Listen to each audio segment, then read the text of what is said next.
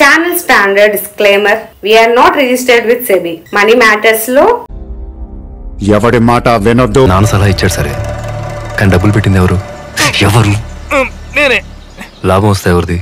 నాకే. మరి నష్టానికి బాధ్యత నాదే. Before investing, please consult your financial advisor.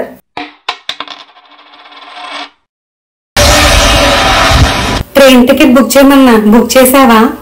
నేను ట్రై చేశానమ్మా, కానీ అవ్వట్లేదు. ఎప్పుడు చూడు గేమ్లు ఆడుతూనే కనిపిస్తావు. ఎప్పుడు ట్రై చేసావు నువ్వు?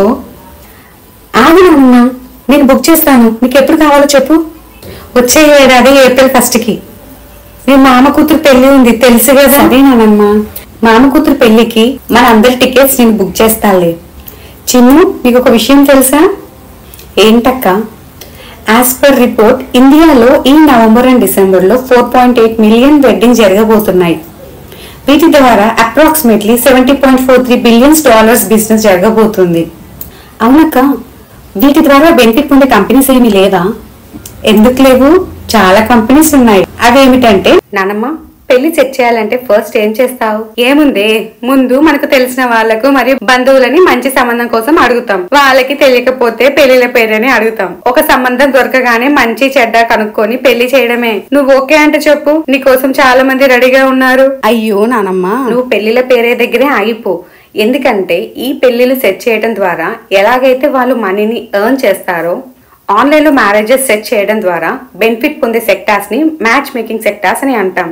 వీటిలో స్టాక్ మార్కెట్ లో లిస్ట్ అయ్యి అడ్వాంటేజ్ పొందే కంపెనీస్ 2 ఉన్నాయి. అవి ఫస్ట్ ది Matrimony.com లిమిటెడ్. ఈ కంపెనీ వాళ్ళు ఆన్లైన్ మ్యాచ్ మేకింగ్ సర్వీసెస్ ని వాళ్ళ website, mobile apps and strong ground network తో ఇండియాలో రన్ చేస్తున్నారు. ఇంకా సెకండ్ ఇస్ InfoEdge.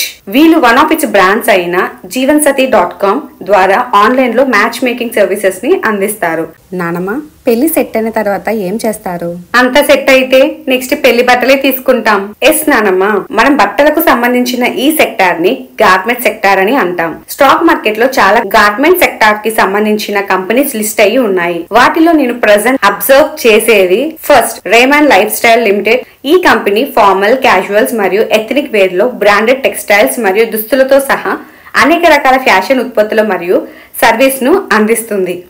నా లిస్ట్ లో ఉన్న second company Vedant fashions limited. వీళ్ళు కూడా ఫార్మల్స్, క్యాజువల్స్ మరియు ఎథనిక్ వేర్లలో బ్రాండెడ్ టెక్స్టైల్స్ మరియు దుస్తులతో సహా అనేక రకాల ఫ్యాషన్ ఉత్పత్తులు మరియు సర్వీస్ ను అందిస్తారు. మరి బంగారం కొనడం కోసం ఆ కంపెనీస్ లేవా స్టాక్ మార్కెట్ లో? ఎందుకు లేవు నానమ్మ, మా జ్యువెలరీ సెక్టర్ ఉంది కదా. వాటిలో ప్రెసెంట్ నేను ట్రాక్ చేస్తున్నవి Kalyan jewellers, sky gold limited, Titan. సరిపోయింది, ఈ బంగారం కూడా ఈ స్టాక్ మార్కెట్ లోనే ఉందా? ఇక పెళ్లి చేసుకునే వేదిక ఒక్కటే మిగిలింది దాంట్లో ఎక్కటానికి. అవి ఆల్రెడీ స్టాక్ మార్కెట్ లో లిస్ట్ అయ్యాయి నానమ్మ. మన మామ వాళ్ళు ఊర్లో ఉంటారు కాబట్టి ఎంతమంది బంధువులు, గెస్ట్లు వచ్చినా సరిపోయేంత ప్లేస్ ఉంటుంది. వాళ్ళు హ్యాపీగా పెళ్లి చేస్తారు. బట్ మన టౌన్స్ అండ్ సిటీస్ లో మన ఇళ్ళకి ఎవరైనా ఒక ఫ్యామిలీ వస్తే అందరం ఇబ్బంది పడతాం. ఇంకా పెళ్లి లాంటి పెద్ద ఈవెంట్ కి అయితే అందరికి చుక్కలే కనిపిస్తాయి. అందుకే ఇప్పుడు చాలా మంది middle class and lower middle class వాళ్ళు వారి వారి బడ్జెట్ లో ఫంక్షన్ హాల్స్ లో మ్యారేజెస్ చేపిస్తున్నారు. అలాగే upper middle class and high income group families వాళ్ళ మ్యారేజెస్ ఫంక్షన్ కి పెద్ద పెద్ద హోటల్స్ లో సెలబ్రేట్ చేస్తున్నారు. సో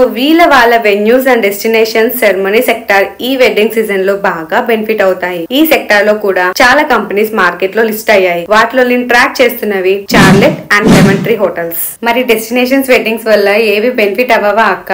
ఎందుకు అవ్వవు? ఎయిర్లైన్ సెక్టార్స్ బాగా అవుతుంది. వాటిలో IndiGo and spice jet airlines. ఈ ఎయిర్లైన్ సర్వీసెస్ ని ఇప్పుడు మ్యారేజెస్ అటెండ్ అవ్వటం కోసమే కాదు, ఎక్కువ మంది పీపుల్ వాళ్ళ ట్రావెల్ టైం రెడ్యూస్ చేసుకోవడానికి టూరిజం కి బాగా యూజ్ చేస్తున్నారు. సో చిన్ను, అర్థమైంది కదా, ఈ వెడ్డింగ్ సీజన్ లో బెనిఫిట్ పొందే సెక్టార్స్ ఇవే. ఈ సెక్టార్స్ లో వేరే చాలా స్టాక్స్ ఉన్నాయి కదక్క, మరి వీటిని నాకు ఎందుకు చెప్పావు? నేను ఈ స్టాక్స్ ని వాటి market valuations, future growth, management holdings and debit to equity base గా సెలెక్ట్ చేశాను. మేబీ నేను కొన్ని మంచి కంపెనీస్ ని పిక్ చేసి ఉండకపోవచ్చు. నేను చెప్పానని కాకుండా నువ్వు కూడా వాటిని ఫర్దర్ స్టడీ చేసి ఇన్వెస్ట్ చేయి. మీరు కూడా మీ ఓన్ గా స్టడీ చేసి ఇన్వెస్ట్ చేయండి. ఇంకా నేను ఏమైనా సెక్టార్స్ ఆర్ కంపెనీస్ మిస్ చేసి ఉంటే కామెంట్ సెక్షన్ లో మెన్షన్ చేయండి. Thank you for watching.